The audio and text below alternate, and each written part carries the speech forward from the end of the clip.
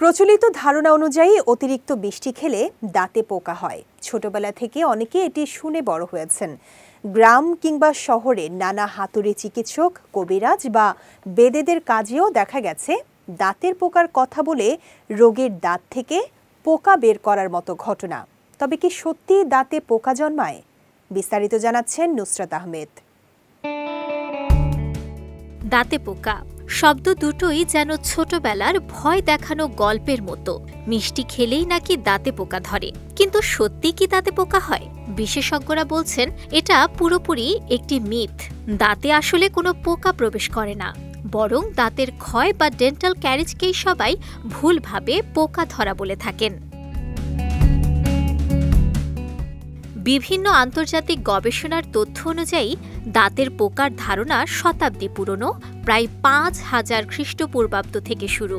সুমেরীয়, চীনা ও রোমান সভ্যতার নথিতে দাঁতের পোকার উল্লেখ পাওয়া গেছে।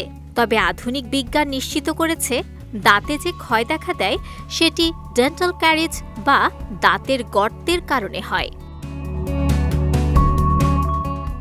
ডেন্টাল ক্যারিজ মূলত দাঁতের উপর জমে থাকা প্লাকের কারণে হয়। এই প্লাকে লালা, খাদ্যকণা এবং ক্যারিওজেনিক ব্যাকটেরিয়া মিশে অ্যাসিড উৎপন্ন করে, যা দাঁতের শক্ত এনামেল ক্ষয় করে।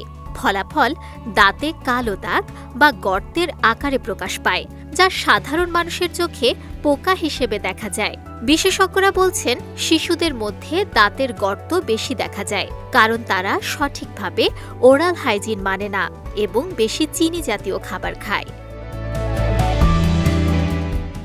এদিকে ডেন্টাল চিকিৎসকরা দাঁতে শিরশির ভাব বা কালো দাগ দেখা গেলে দ্রুত চিকিৎসা নেওয়ার কথা জানান, কারণ ক্ষয় প্রাথমিক হলে ফিলিং করা যায়, আর যদি মজ্জা পর্যন্ত পৌঁছায় তখন রুট ক্যানেল চিকিৎসা প্রয়োজন হয়।